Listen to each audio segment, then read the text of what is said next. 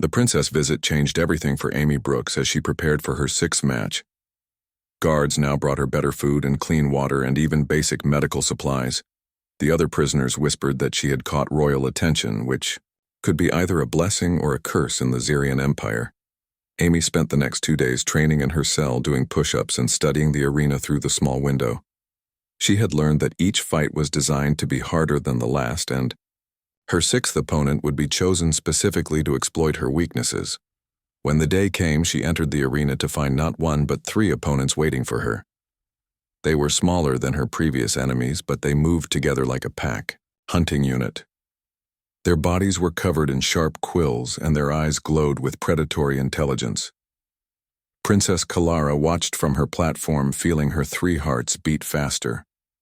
She had secretly researched these creatures called razorlings, and knew they had killed dozens of warriors by working together to overwhelm their prey. She found herself gripping her seat as the fight began. The razorlings circled Amy like sharks, testing her defenses with quick strikes. One would attack from the front while another went for her back, forcing her to constantly spin and dodge. Their quills left cuts across her arms and legs, drawing blood that made the sand stick to her skin. Amy realized she could not win by fighting them all at once. She needed to separate them somehow. She started backing toward the arena wall, letting them think they had her trapped. Then at the last second, she grabbed one razorling and used it as a shield against the others. The creature squealed as its packmates' quills struck it instead of Amy. She threw the injured one at another and focused on the third in single combat. Without its pack advantage, the razorling was manageable, and Amy managed to knock it unconscious with a rock one by one she defeated, them using their pack tactics against them, turning their coordination into chaos. When the last one fell, the crowd exploded in cheers. They had never seen anyone survive a razorling pack, especially not by turning them against each other. Princess Kalara stood and applauded, something she had never done for any warrior. Her advisors noticed and exchanged worried looks. The princess was showing too much interest in this human.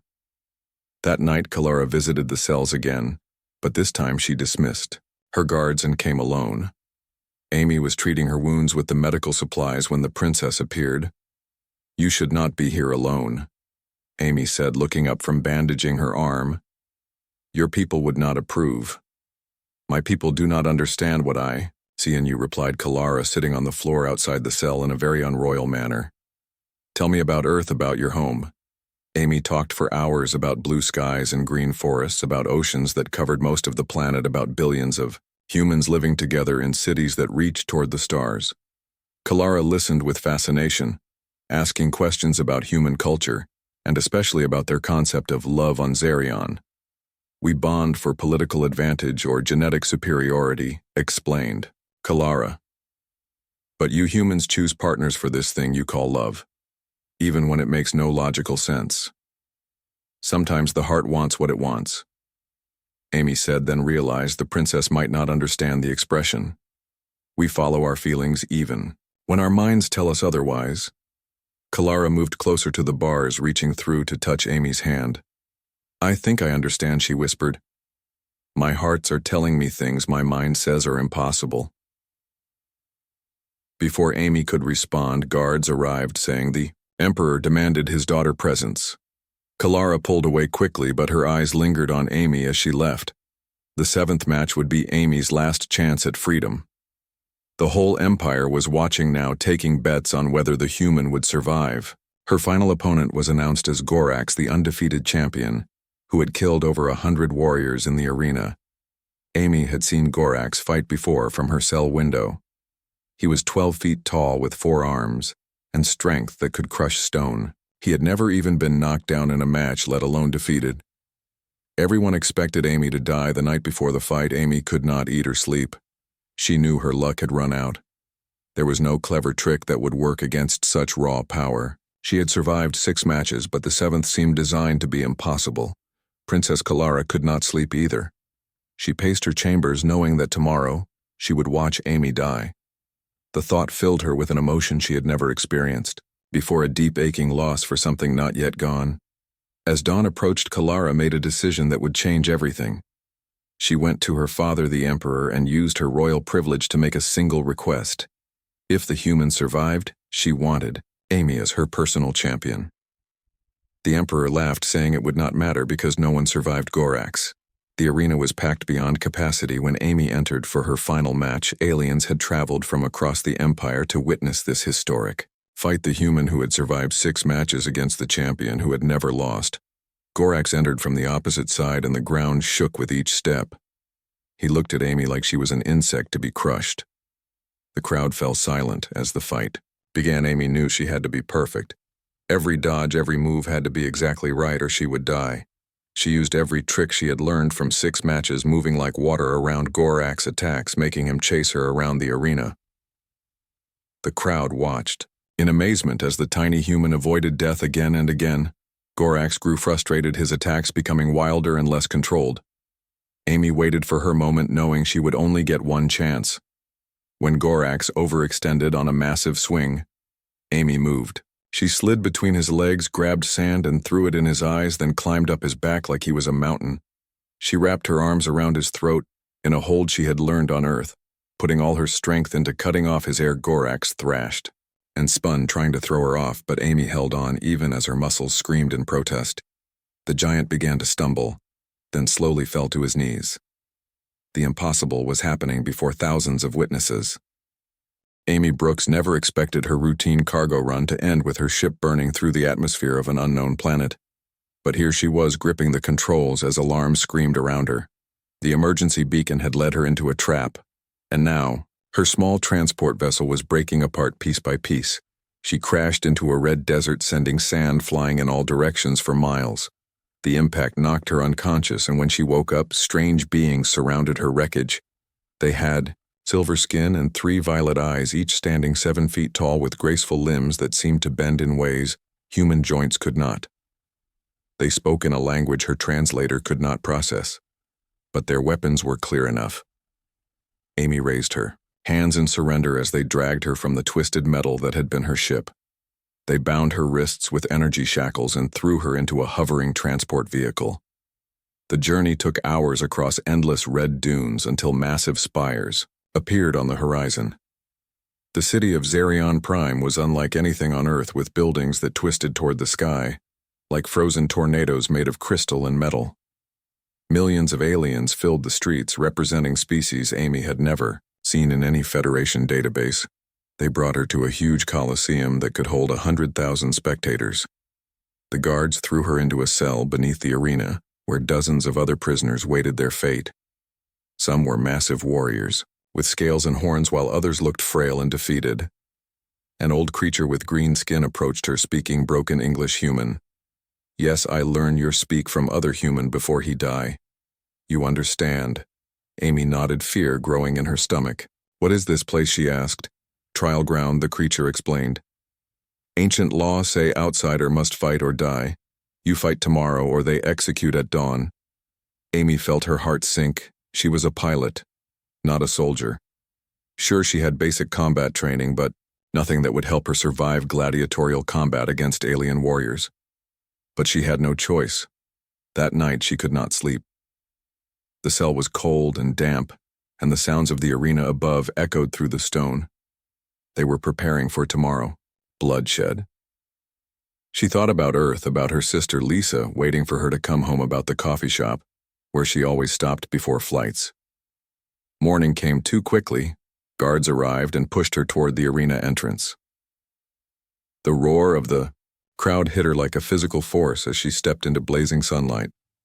3 suns burned overhead, making the sand shimmer with heat. Across from her stood her opponent, a creature twice her height, with rock-like skin and fists the size of her head. The crowd cheered, sensing easy entertainment. They expected her to die quickly, but Amy had not survived 5 years running cargo through pirate space by giving up. She studied her opponent as they circled each other. The creature was strong, but slow, and its rock skin had gaps at the joints. When it charged, she dove between its legs and grabbed a handful of sand.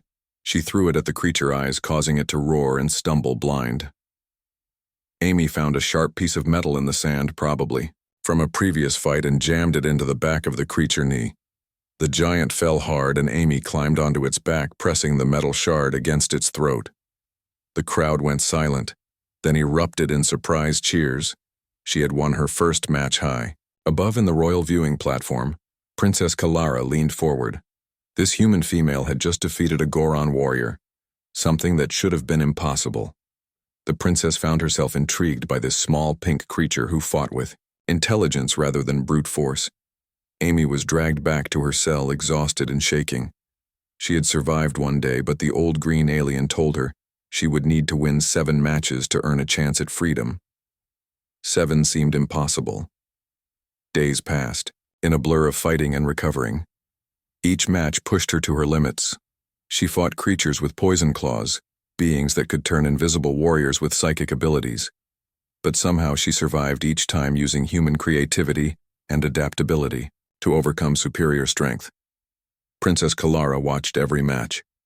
Her interest grew into something more each time she saw Amy refuse to give up. The human way of fighting was unlike anything in the Empire records. Amy would dodge and weave and wait for the perfect moment to strike. She used the environment as a weapon and turned her opponent's strength against them.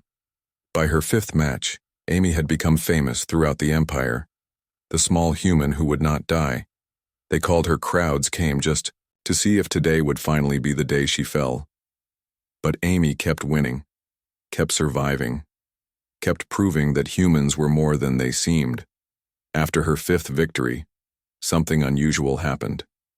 Princess Kalara visited the cells personally. Her guards protested, but she ignored them. She wanted to see this human up close to understand what made her different.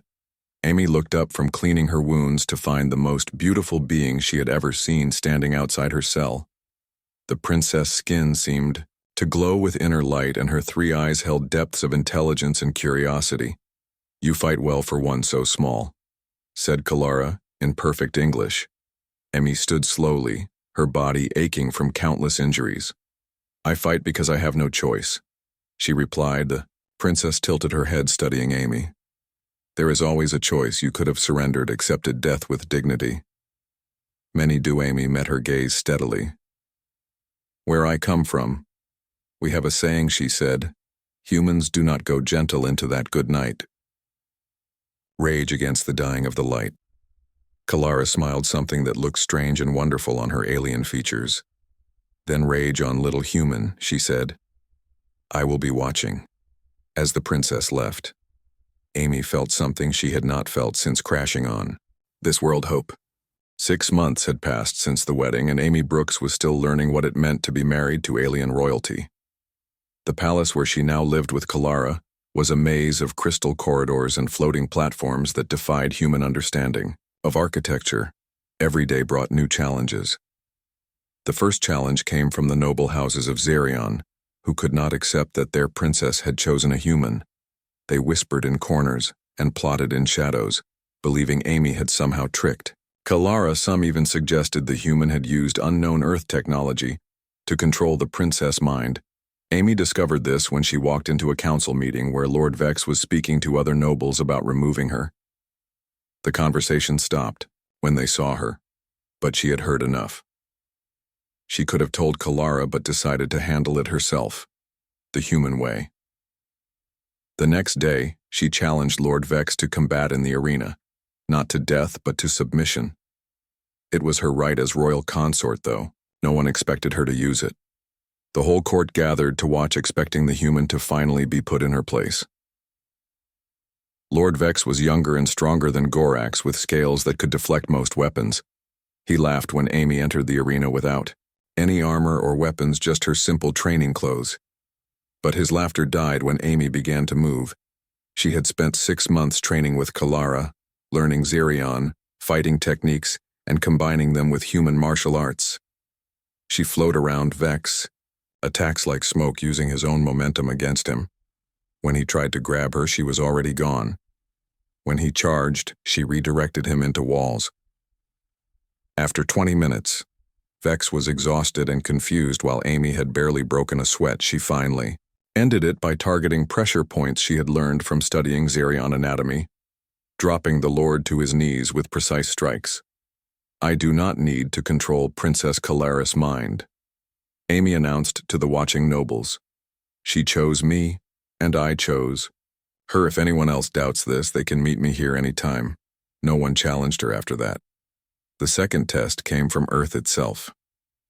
When news reached humanity that one of their own had married alien royalty, the response was mixed.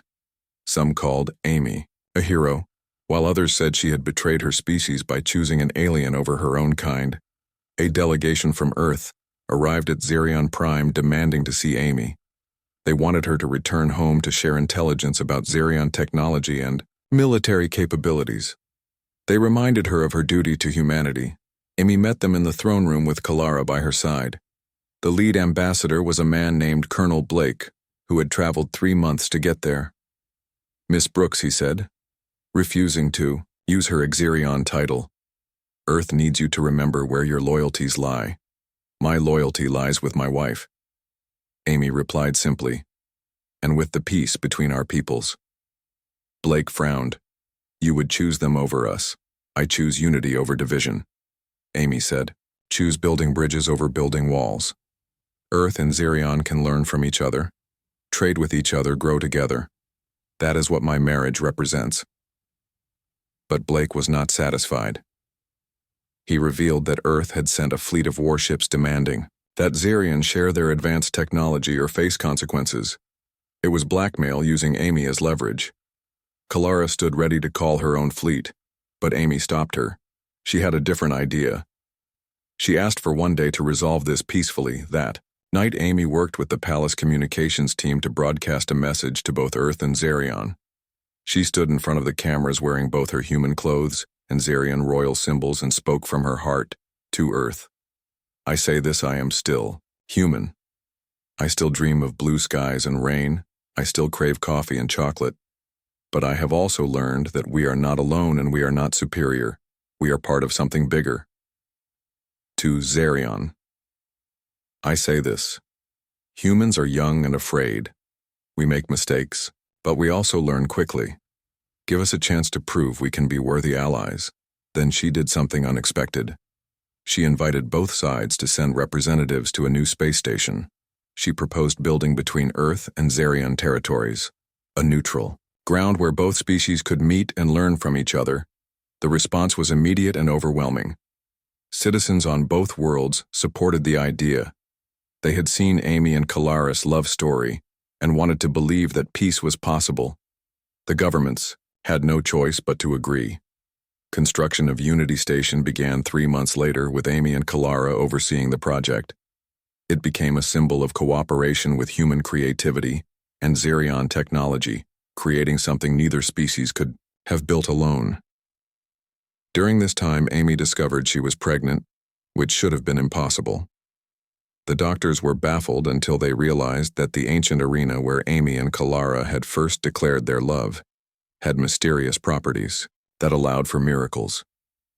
The pregnancy was difficult as Amy's human body struggled to carry a hybrid child.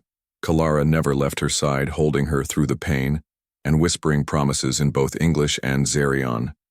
The entire empire held its breath, waiting. When the child was born, she had her mother's human features, but her skin held a faint silver shimmer like her Xerion parent. She had 2 hearts, one human and one Xerion, and eyes that shifted between brown and violet. They named her Hope. Hope became the living symbol of what was possible when different species chose love over fear. Her existence proved that the universe had plans beyond what anyone could imagine. She grew up speaking both languages, playing with both human and Xerion. Years passed and Amy watched as the arena where she had fought for her life became a place where young warriors from both worlds came to train together, not to kill but to understand each other. The blood-soaked sand had been replaced with gardens where earth flowers grew alongside Xerion crystals one day. Hope asked her mother if she regretted leaving Earth. Amy pulled her daughter close and pointed to the stars visible through the palace dome.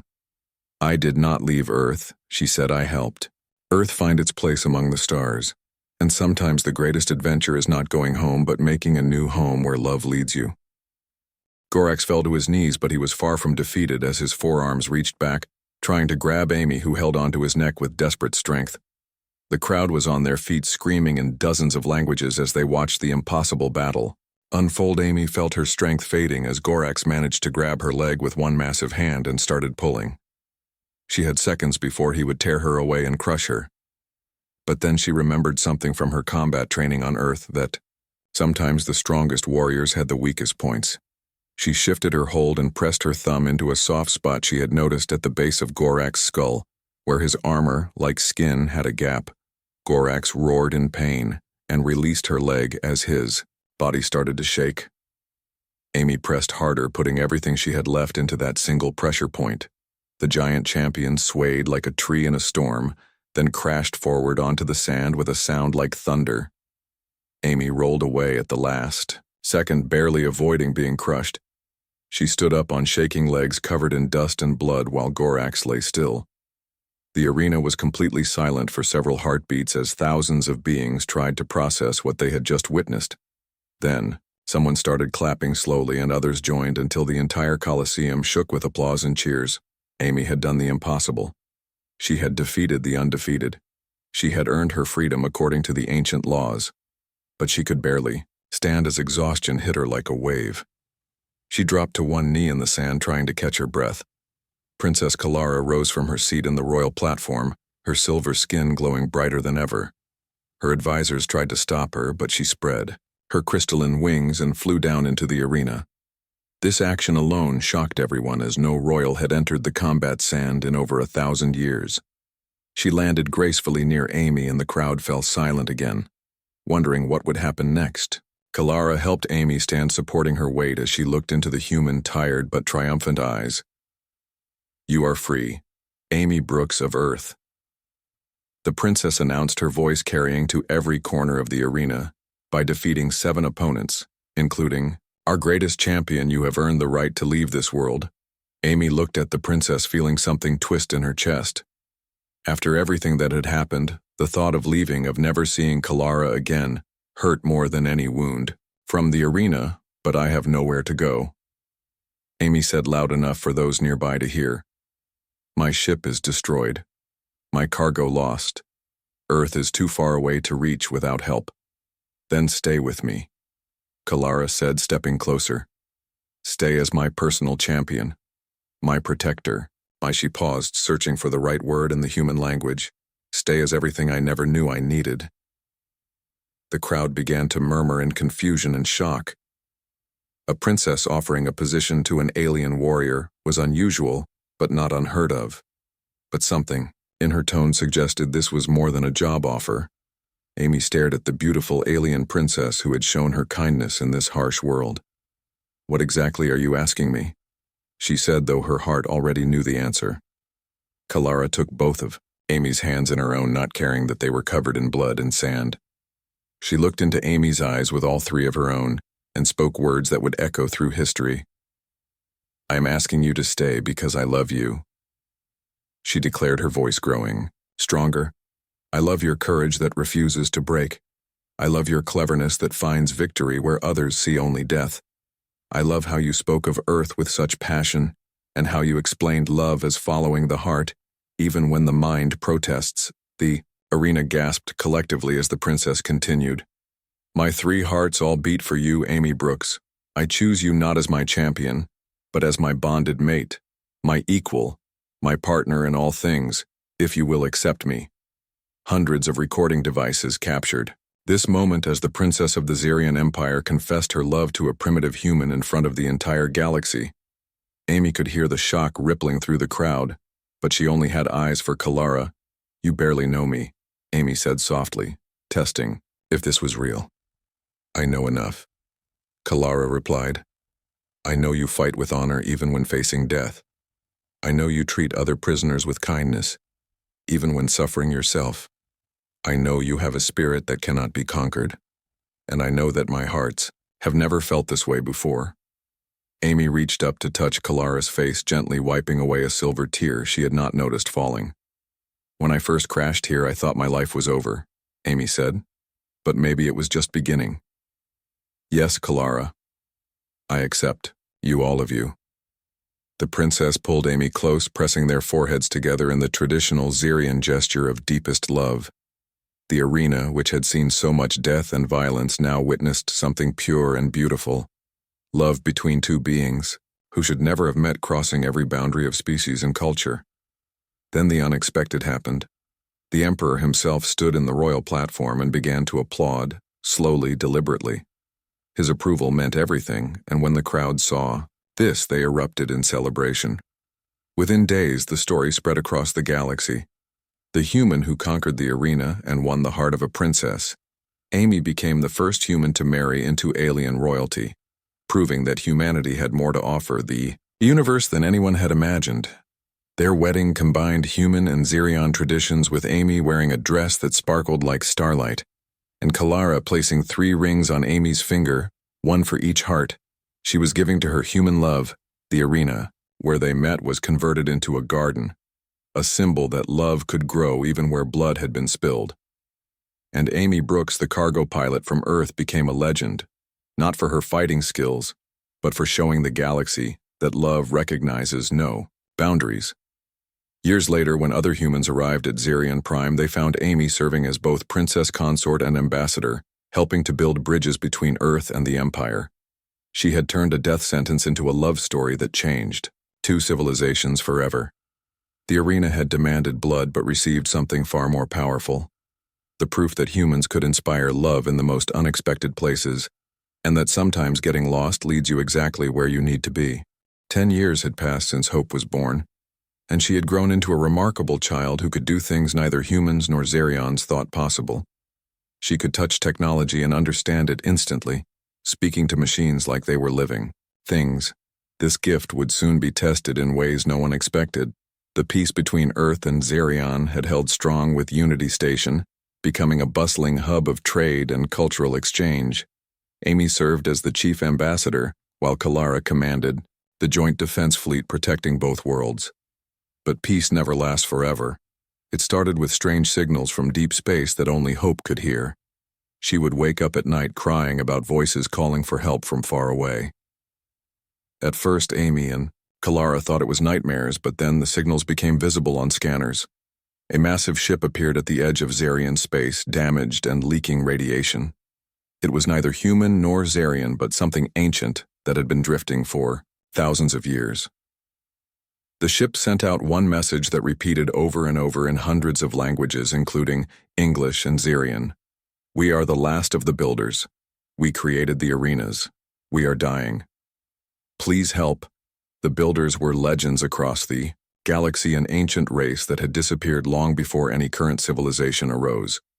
They had left behind mysterious structures on many worlds, including the arena where Amy had fought and won.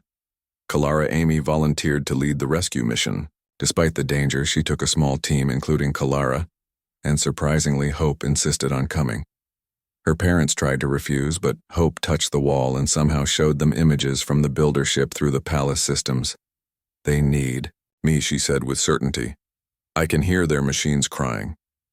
The journey to the builder ship took 3 days, and what they found defied understanding.